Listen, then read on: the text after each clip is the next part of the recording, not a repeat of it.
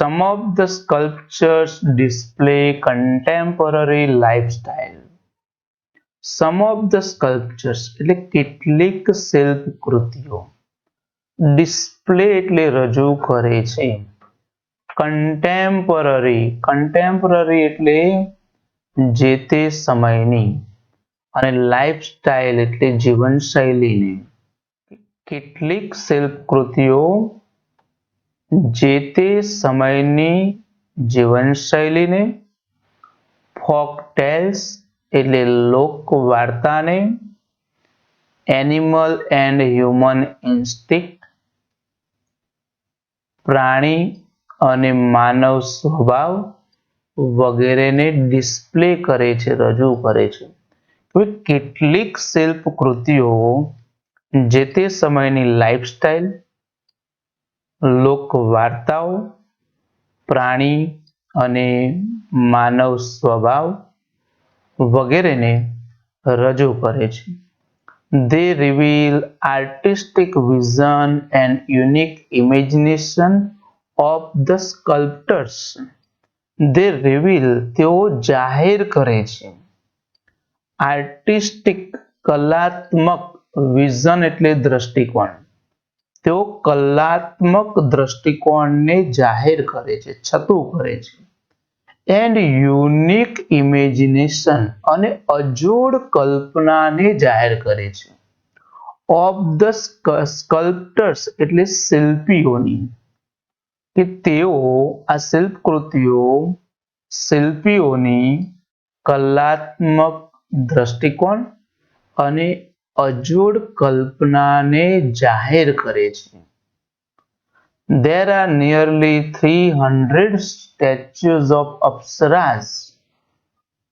There are તો છે nearly લગભગ 300 statues of Apsaras એટલે અપ્સરાની લગભગ 300 શિલ્પ કૃતિઓ અથવા મૂર્તિઓ છે. The sculptors presented એટલે શિલ્પીઓએ રજૂ કર્યા. A vast range of emotion. A vast range of emotion એટલે વિશાળ ફલક ઉપર લાગણીઓને રજૂ કરી અથવા મોટા પાયે લાગણીઓને રજૂ કરી. ઇમોશન એન્ડ ફિલિંગ્સ એટલે લાગણીઓને રજૂ કરી. On the faces of the apsaras એટલે અપ્સરાના ચહેરા ઉપર. તો ભાઈ શિલ્પીઓએ જે અપ્સરાઓની મૂર્તિ બનાવી એના ચહેરાને તમે જુઓ તો એ ચહેરામાંથી કઈ લાગણી, તો ચહેરા ઉપર જાણે કે લાગણીઓ અલગ અલગ પ્રકારની લાગણીઓ હોય એવું આપણને લાગે. તો આવું કોણે રજૂ કર્યું? શિલ્પીઓએ.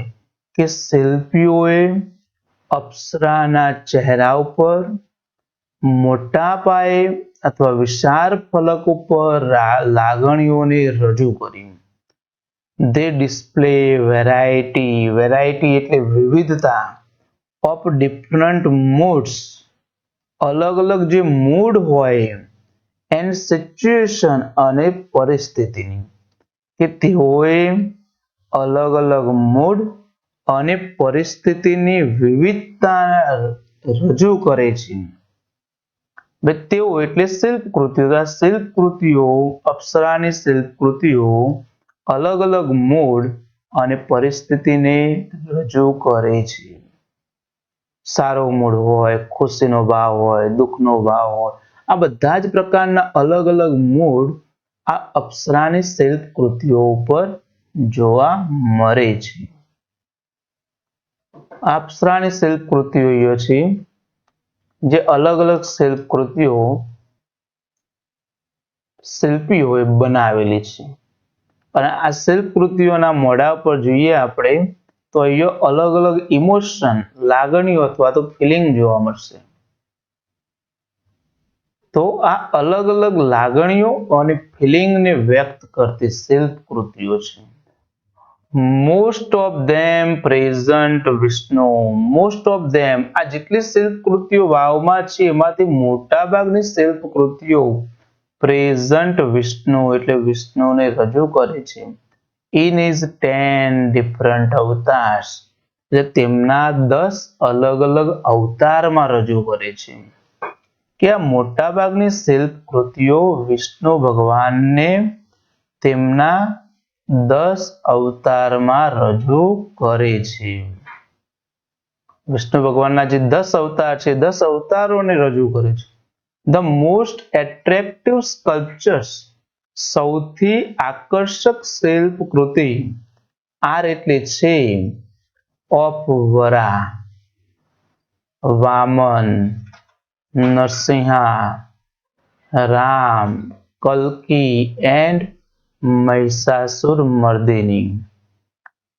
તો મોટાભાગની સૌથી આકર્ષક શિલ્પ કૃતિઓ વરા, વામન, નરસિંહા, રામ, કલ્કી અને મહિષાસુર મર્દિનીની છે. આ અવતાર છે વિષ્ણુ ભગવાનના અને એમાંથી 10 અવતારોમાં સૌથી આકર્ષક શિલ્પ કૃતિઓ કોની કોની છે? તો વરાહ, વામન, આ શિલ્પ કૃતિઓ છે. જુઓ વિષ્ણુ ભગવાનના 10 અવતાર. આ કલ્કી અવતાર છે, કલ્કી અવતાર. આ મહિષાસુર મર્દિની અવતાર અને આ બીજા બધા એમના અવતારો. અહીંયા છે અહીંયા ભગવાન વિષ્ણુનો અવતાર છે. આ અપ્સરાઓના છે અને અહીંયા ભગવાન વિષ્ણુના અવતારો છે. The Apsaras with 16 different makeup styles. અપ્સરા આની પણ પાછી કેવી 16 different makeup styles. 16 અલગ અલગ મેકઅપ સ્ટાઇલ વાળી અપ્સરાઓ, શૃંગાર શૈલી વાળી અપ્સરાઓ. તો એ 16 અલગ અલગ શૃંગાર શૈલી વાળી અપ્સરાઓ એડ એટલે ઉમેરો કરે છે. ટુ ધ ગ્રેસ એટલે મોહકતામાં ઉમેરો કરે છે. ઓફ એટલે ની મોહકતા. કોની? ધીસ અનમેચ્ડ. અનમેચ્ડ એટલે જેની સાથે તુલના જ ના કરી શકાય એવું વિરલ હોય તો વિરલ. સ્ટ્રક્ચર એટલે સ્થાપત્ય કે આ વિરલ સ્થાપત્યની મોહકતામાં વધારો કરે છે. કોણ? 16 અલગ અલગ શૃંગાર શૈલી વાળી અપ્સરાઓ આ વિરલ સ્થાપત્યની મોહકતામાં એના આકર્ષણમાં વધારો કરે છે. The stepwell also ફોકસ કરે છે એટલે ધ્યાન કેન્દ્રિત કરે છે. On the holiness of water. Holi એટલે પવિત્ર, હોલી એટલે પવિત્ર અને હોલીનેસ એટલે પવિત્રતા. તો હોલીનેસ ઓફ વોટર એટલે પાણીની પવિત્રતા. એન્ડ ઇટ્સ ગ્રેટ સિગ્નિફિકન્સ અને તેનું ખૂબ જ મહત્વ. ઇન ઇન્ડિયન કલ્ચર એટલે ભારતીય સંસ્કૃતિમાં કે અને ભારતીય સંસ્કૃતિમાં તેના મહત્વ, તેના ખૂબ જ મહત્વ ઉપર ધ્યાન કેન્દ્રિત કરે છે. વાવ, બે વસ્તુ ઉપર ધ્યાન કેન્દ્રિત કરે છે કે આ સ્ટેપવેલ પાણીની પવિત્રતા અને ભારતીય સંસ્કૃતિમાં તેના ખૂબ જ મહત્વ પર ધ્યાન કેન્દ્રિત કરે છે.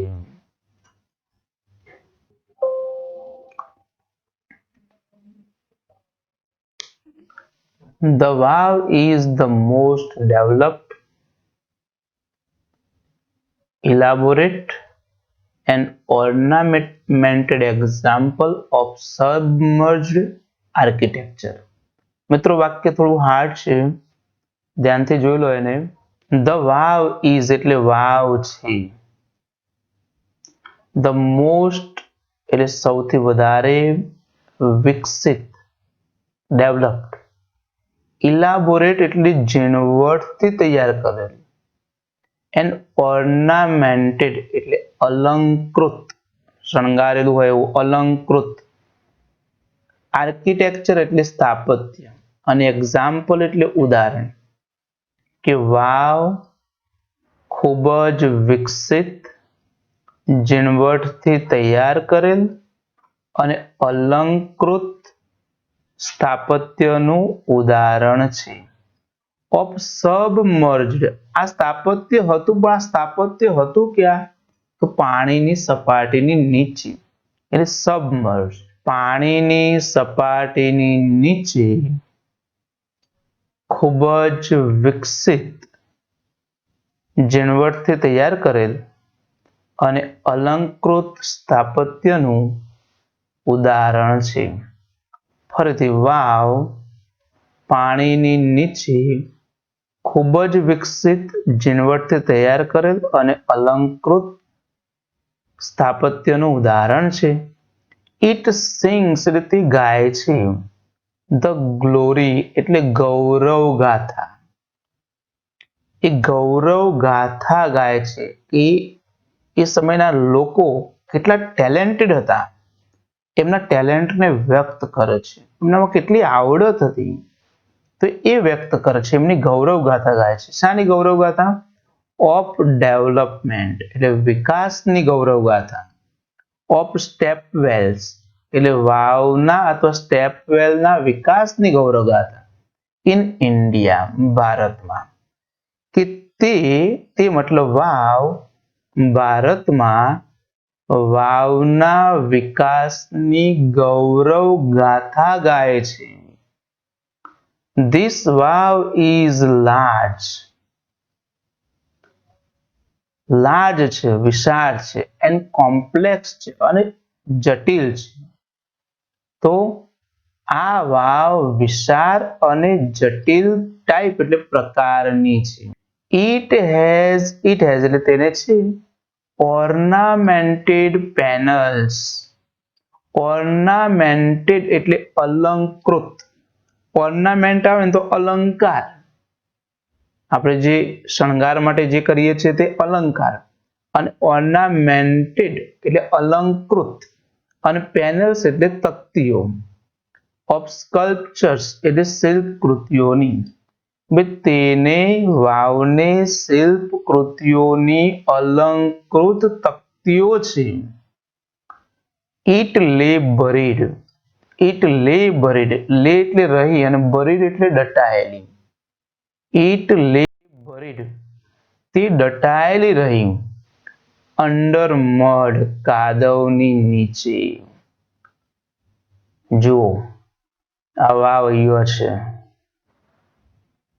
પણ આપણને દેખાતી નથી. કેમ? કારણ કે અહીંયા કાદવ ફેલાઈ ગયો છે. વાવ બિલકુલ કાદવથી ઢંકાઈ ગઈ છે. તો ઈટ એટલા માટે એ કહ્યું છે કે ઈટ લે બરીડ, તે દટાયેલી રહી. અંડર મડ એટલે કાદવ નીચે. ડ્યુ ટુ એટલે બીકોઝ ઓફ, ને કારણે. કોને કારણે? ફ્લડ્સ, પૂરને કારણે. આ વાવ જે હતી ત્યાં પૂર આવ્યું અને પૂર આવવાને કારણે આ વાવ કાદવમાં દટાઈ ગઈ. એ વાવની અંદર એની ઉપર કાદવ ભરાઈ ગયું. ફર્સ્ટ એટલે સૌ પ્રથમ. તો સૌ પ્રથમ તો તે પૂરને કારણે કાદવ નીચે દટાઈ ગઈ, દટાયેલી રહી. એન્ડ ધેન અને પછી વેનિશિંગ, આમ તો વેનિશ થવું એટલે અદ્રશ્ય થવું, પણ એ સુકાઈ જવું. ઓફ ધ રિવર સરસ્વતી, અને પછી સરસ્વતી નદીના સુકાઈ જવાથી શું થયું?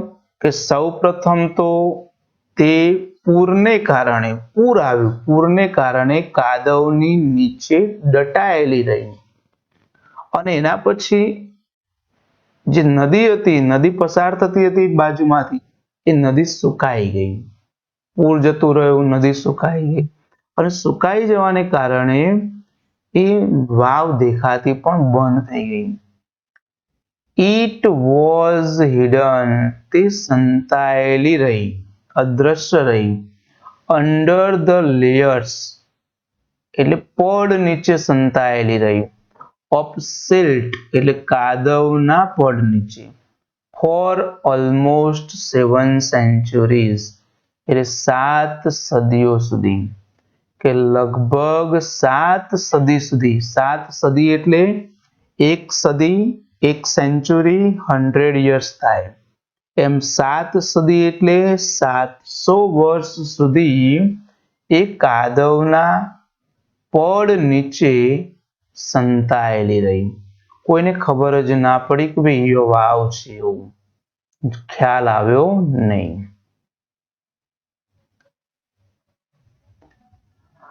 The Archaeological Survey of India, short form છે ASI, અને ASI નું ફૂલ ફોર્મ થશે આર્કિયોલોજીકલ સર્વે ઓફ ઇન્ડિયા, એટલે ભારતના પુરાતત્વ વિભાગે ટૂંક એટલે લીધી, અ ગ્રેટ કેર એટલે ખૂબ જ કાળજી લીધી, ટુ પ્રિઝર્વ એટલે સાચવવા, ધીસ સ્ટ્રક્ચર એટલે આ બાંધકામને. શું કહ્યું છે? આર્કિયોલોજીકલ સર્વે ઓફ ઇન્ડિયા એટલે ભારતના પુરાતત્વીય વિભાગે આ સ્થાપત્યને સાચવવા માટે, એનું રક્ષણ કરવા માટે ખૂબ જ કાળજી લીધી. ઇન ફેબ્રુઆરી 2013 ફેબ્રુઆરી 2013 ASI એટલે આર્કિયોલોજીકલ સર્વે ઓફ ઇન્ડિયાએ નોમિનેટ કરવું એટલે નિમણૂક કરવું, ધીસ વાવ આ વાવની નિમણૂક કરી for the world heritage site એટલે વિશ્વ સાંસ્કૃતિક વારસાની જગ્યા માટે આ વાવની નિમણૂક કરી. નિમણૂક કરવું મતલબ શું થાય? તો ASI શું કરશે? જેટલા આવા ઐતિહાસિક બાંધકામો હોય એ બાંધકામની એક યાદી બનાવશે, અને આ યાદી બનાવવી મતલબ એ યાદીમાં એનું સ્થાન આપવું, અને પછી એ યાદી યુનેસ્કોને આપવામાં આવે. યુનેસ્કોને આપવામાં આવે એટલે યુનેસ્કો એ સ્તરનો અભ્યાસ કરે, રૂબરૂ એ સ્તર ઉપર મુલાકાત લે, અને એમને લાગે કે આને સાંસ્કૃતિક વારસામાં આનો સમાવેશ કરવો કે ન કરવો, એનો નિર્ણય એ યુનેસ્કોની સમિતિ લેતી હોય. એટલે અહીંયા આપણે ભારતીય સર્વે શું કર્યું? તો વર્લ્ડ હેરિટેજ સાઇટ તરીકે આ વાવની નિમણૂક કરી, એ યાદીમાં એને સ્થાન આપ્યું. With the excellent team work, excellent તો અતિ સુંદર ટીમ વર્ક એટલે ભેગા થઈને, 2 અથવા 2 કરતા વધારે લોકો ભેગા થઈને જે કામ કરે એને ટીમ વર્ક કહેવાય. તો એક્સેલન્ટ ટીમ વર્ક, અતિ સુંદર ટીમ વર્કથી કોના? બાય ધ ASI ભારતીય પુરાતત્વીય વિભાગ and state government of Gujarat, અને ગુજરાત સરકારના, કે ASI અને ગુજરાત સરકારના અતિ સુંદર ટીમ વર્કથી ઇટ ગોટ રેકોગ્નિશન તેને માન્યતા મેળવી બાય ધ યુનેસ્કો એટલે યુનેસ્કો દ્વારા. શું કહ્યું છે? કે કેવી રીતે માન્યતા મેળવી? તો ભારત સરકાર, ગુજરાત સરકાર અને ASI ના સહિયારા અતિ સુંદર પ્રયત્નથી યુનેસ્કો દ્વારા તેને માન્યતા અપાઈ. ચલો મિત્રો, લેસન થોડો હાર્ડ હતો, પણ મહેનત કરજો, તૈયારી કરજો, સારું એવું રીડિંગ કરજો, અને સ્પેલિંગ તો પહેલા જ તૈયાર કરવા પડશે. સ્પેલિંગ તૈયાર નહીં હોય તો આ યુનિટમાં કઈ ખબર પડશે નહીં.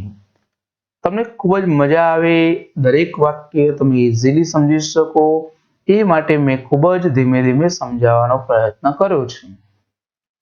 આશા રાખું છું કે તમને આ વિડીયોમાં ખરેખર મજા આવી હશે, અને મજા આવી હોય તો વિડીયોને લાઈક કરો, સબસ્ક્રાઇબ કરો, બેલ આઇકનને પ્રેસ કરો.